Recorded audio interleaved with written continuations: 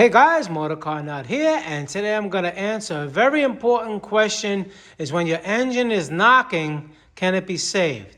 I have many videos trying to have different angles on what engine knock, engine rod knock is, and I have many videos on it. I'll put a couple of them in this description. And the answer depends. Can an engine be saved from engine knock? Well, it depends what you mean by saved. Now, we're going to use this engine as an example. This one did have an engine knock, but this one had a bad engine knock. And engine knock meaning rod knock. So let's slow down a little bit. Here's the crankshaft. All right, crankshaft spins. You got your pistons going up and down. I don't have a rod with me, but I do have a piece of a rod. All right, this is where the piston would go on. And this part was the connecting rod that went around here and has a bearing.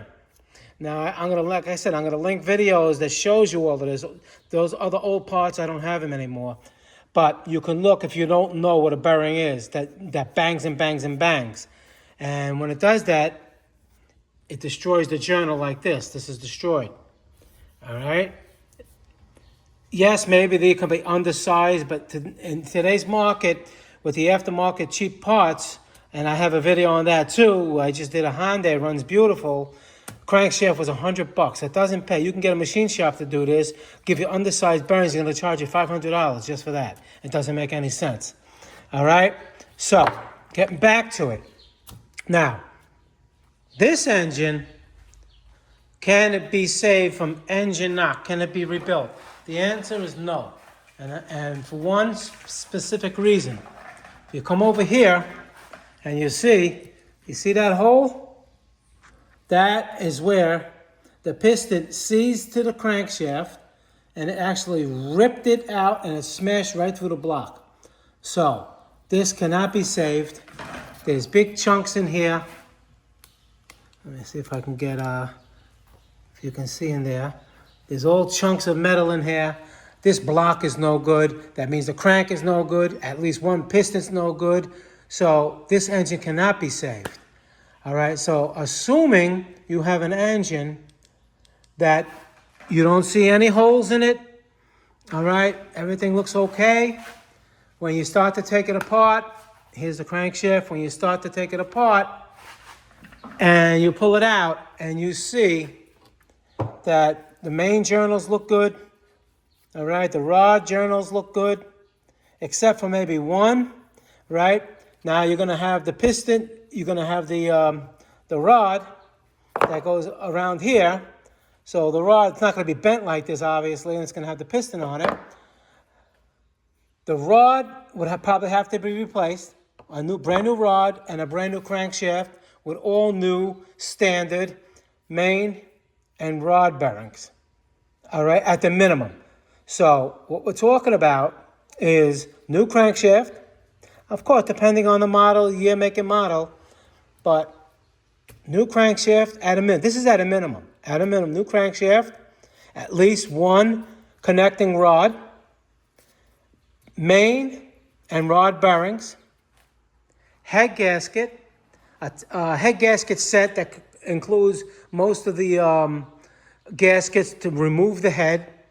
All right, then you're going to need maybe an oil pan gasket. A lot of times they use silicone, so you probably won't need that many gaskets on the bottom to get the crank out. Of course, a lot of times, like I said, they use the gasket maker and maybe a couple of O-rings. All right, if it's a 6-cylinder, it's a little bit more involved, but it's basically the same thing. So, yes, it can be saved, but the other question is who's doing it? Now, a lot of shops don't like doing it. They like putting a remanufactured motor in there for you. So that's just like almost like a new engine. In other words, they're not just repairing the parts that are bad. That's what I do. I repair the parts that are just bad, all right? Save the people a lot of money. Instead of $5,000-$6,000, you're talking maybe about $15,000 to $2,000.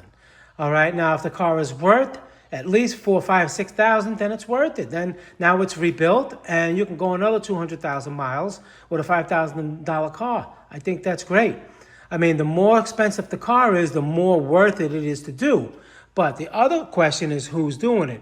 If you're going to fix it yourself, 95% of the times, yes, it's worth it to do it yourself if you don't have any smashes in the block, cracks in the block. You cannot weld that because it's not just the rod that went through there. It also destroyed the internals of the where the crank sits. So you can't do that. I would not recommend that.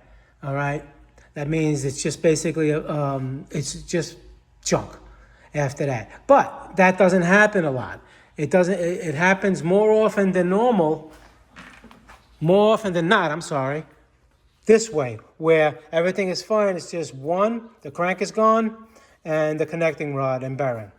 So, how much it costs? I cannot give prices because they vary. Sometimes I used to give prices and people go, oh, this car, and many times it's a completely different car, completely different. So, you have to do your research on that.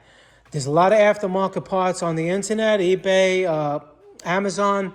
You can match up, you go by your VIN number, and you price them out, and you'll be surprised. And if you're doing it yourself, the answer to the question is, can the engine be rebuilt after an engine rod knock?